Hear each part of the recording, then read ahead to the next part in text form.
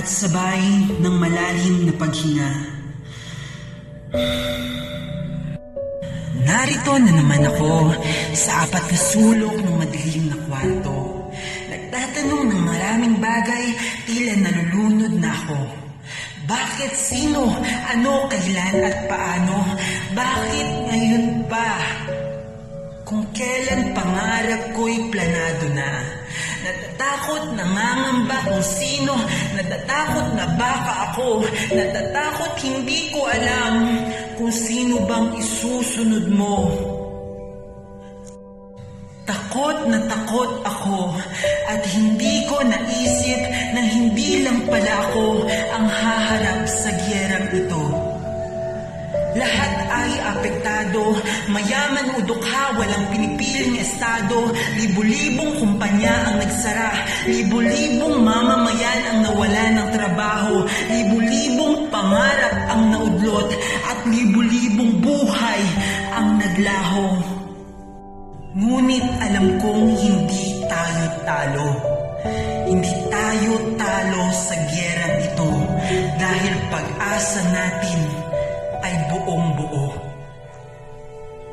Naaalala ko pa, bago ka dumating, masasarap na pagkain sa mesa ay nakahain.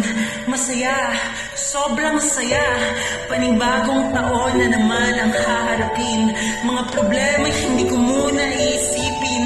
Masaya, sobrang saya, mga lungkot at hirap ay sandaling papawiin. Masasakit na dinanas ay akin munang lilimutin. Mga nagkikislapang bumbilya, mga nagtutunugang kampana, mga naglalakihang regalo at mga prutas na nasa lamesa.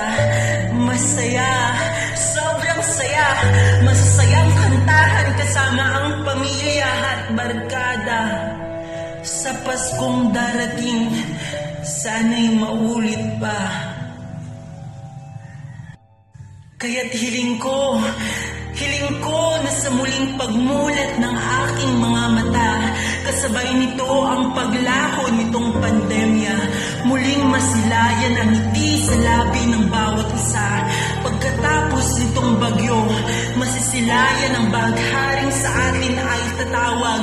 Pagkatapos ng mga pagluha, ay may sayang muling magliliwanag.